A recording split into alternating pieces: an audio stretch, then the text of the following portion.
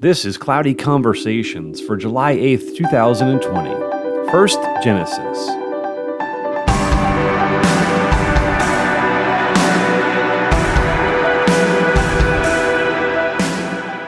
Hi, everybody. Welcome to another episode of Cloudy Conversations. I'm Dan Moroz. I'm the cloud strategist in the Arc Solutions team. And today I'm joined by Mark Waddleton, Vice President of Corporate Development at First Genesis. Mark, how you doing? Doing well. Thank you very much for inviting me, Dan. Good to have you, my friend. So today we're going to talk about First Genesis. First Genesis has a product called Zennies. Am I pronouncing that correct, Mark? It is. Zennies, awesome. And it is a blockchain solution. So I'm going to do a really bad job of describing what I think your product does, and then I hope you can describe it. But before I get to that, the number one thing that most Dell sellers that are going to listen to this are going to want to know right off the bat is, am I compensated on this? And so you are part of the OEM sell-through program that the direct sales teams, the OEM teams, and so forth do get complete comp coverage on both your solution, your software, as well as the hardware that drags along with it. So I want to make sure I point that out. So, when I think of blockchain, you and I've had this conversation, Mark. When I think of blockchain, I think of cryptocurrency and how we keep all that money type secure. But you and I have talked about this, and if I do a compare and contrast, so we have an organization, and I'm trying to figure when would an organization want to have blockchain? So I do a compare and contrast. Historically, we have an organization that has primary storage, may have secondary storage, may have tertiary storage or backup storage. And so one of the great things that blockchain does, as we know, is provides this chain of custody, this tamper-proofness of data, and this ability to do peer-to-peer. So having more than one space that this data is located, and it creates this consortium of, hey, is this data accurate? Because if something changed over here, does it match over here, and so forth. So now that's what I think blockchain is. And I know that you guys do some things very unique from a performance perspective, from a security perspective, from an AI and ML interoperability perspective. So that was my really poor way of describing what blockchain is and what I think First Genesis is. Give me your 30-second commercial. What's important for folks to understand? Well, what they should know about First Genesis, our Zenith product, is the fact that it is cloud-based, whether that is private cloud, we run on VxRail, we're certified on the RX 640 platform, but we also work very well with the storage products as well for Dell. So from that standpoint, we can run with you wherever you want to go. But also we have, what's important is that in this day and age, many of your clients are going to be either have hybrid or be fully public cloud based, and we can help Dell follow them there. But what's important about our platform is the fact that we marry the cloud piece, the storage piece, the blockchains piece, and as well as we're already AI enabled or ready, if you will. What the blockchain piece does is provide the source of trust, especially when you're dealing in low trust environments or you're dealing with multiple parties, and you're able to consolidate that information and also share it all at the same time. Awesome. Perfect, Mark. And the other thing too, as you mentioned the products, but I know VxRail is in there too as an opportunity where you can lay Zennies on top of that as well. Zennies. I'll get it right sooner or later. That's it. That's okay. So let's talk about where in the market verticalization. I know you've got some slideware, and that's not the purpose of this today. But what's the low hanging fruit? Where are you seeing success from a vertical perspective for folks looking at blockchain as a solution for their data? Well, one area that we focus on is certainly in the federal space. And so we've started in healthcare. Our background is both in healthcare and oil and gas. My particular expertise is also in supply chain. So you're dealing with multiple parties that need to have information all at the same time. And this is where the trust aspect comes into it. It's the fact that, hey, I may trust your company, I might not trust you. Or I might trust you, but I might not trust your company. And, as we've all been in situations where we felt we might have been pencil whipped.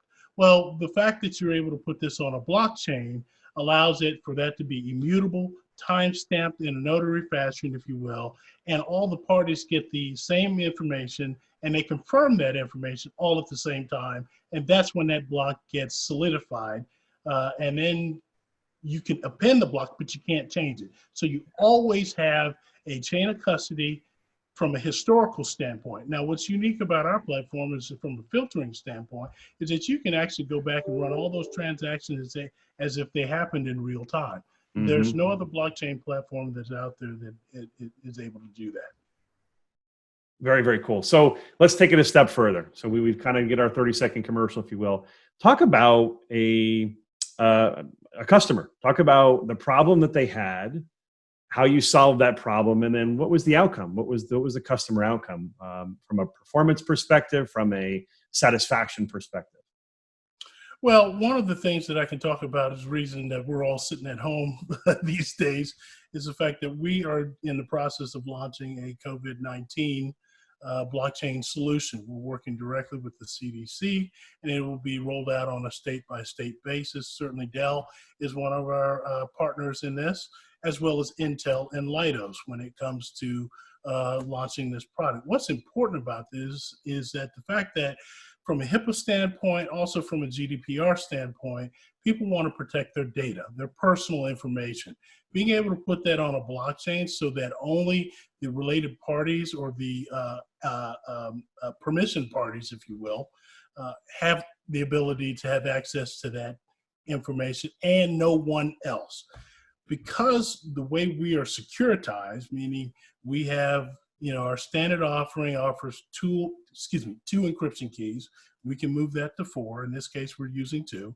But we've also got a security protocol where we've got self-healing so that there's parity amongst all the node. Our initial node configuration is a 5-node server configuration from Dell. Also, we're able to, what we call in flight, that data is moving around on those 5 nodes. In addition to being moved around on those 5 nodes, it is fragmented. So from a data protection standpoint, the difficulty of bad actors gaining access to your information or to any PII, as they call it in the healthcare space, means that they need to actually physically pick up and walk out with the server. How difficult is that? Now you've got to get past physical guards, find the correct building, find the correct server, pull it, and also walk out. And then even in the rare occasion that you're able to do that, which is highly unlikely, you cannot gain access to that information due to the encryption and the fact that it's sharded because you can't reverse engineer. Got it. Okay, awesome, Mark. So let's do some more. Let's move on to more of the sales cycle, just so the sales folks know. We've talked about what markets, what verticals we might see interest in this is, and we're seeing it in small commercial companies as well as in enterprise companies. And I know there's consortiums you're a part of in the automotive, the manufacturing, supply chain, healthcare, and so forth. But okay, let's talk about what to experience in a sales cycle. What's the average sales price and starting sales price of an opportunity?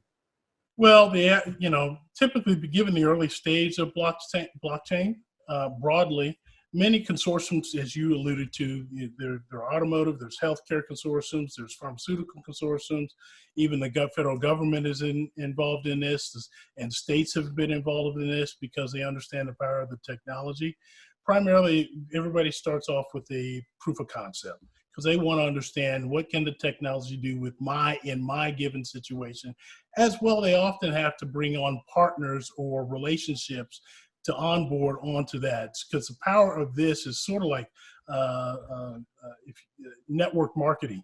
The more people that you have on the platform, the more powerful that the platform is. So that's usually around 300,000. However, you can go to medium size or large size, and that could be north of 15 million once you get into the enterprise scale. And being on VxRail, this just ramps up on its own as people use more data, because the data is persistent and permanent, because that's how you get the unchangeable nature. It stays. It just grows and grows and grows over time.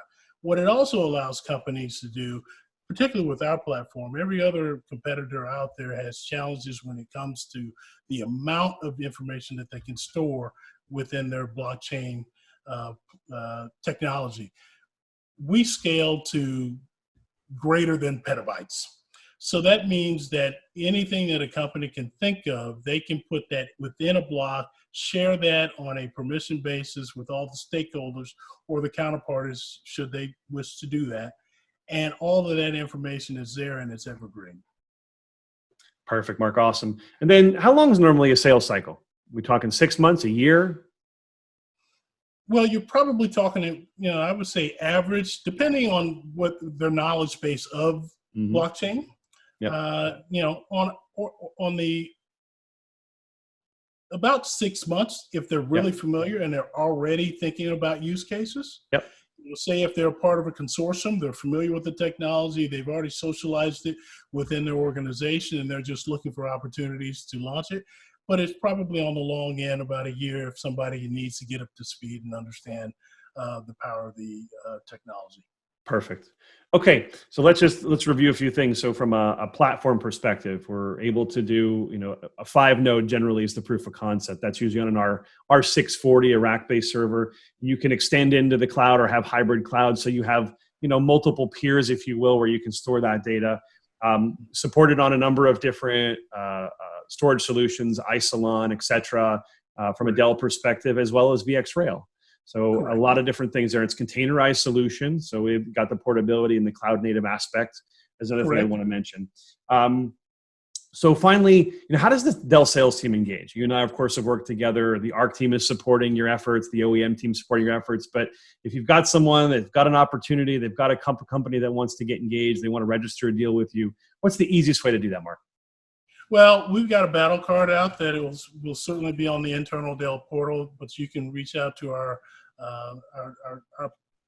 Dell portal on firstgenesis.com, as well as you can email dell@firstgenesis.com. That will put you in direct contact with one of the employees of First Genesis, and we will reach out and help you address your questions and or your customers' concerns. Awesome. And I'll put that email at the bottom of the page here as you and I are talking. Mark, thanks so much for being here with me today and going through the First Genesis introduction. I know we've got some decks and some battle cards that folks can get on the Cloudy Conversations website, inside.dell.com/cloudyconversations. Appreciate your time. Thanks for being here. Thanks, folks, for watching. See you next time on Cloudy Conversations.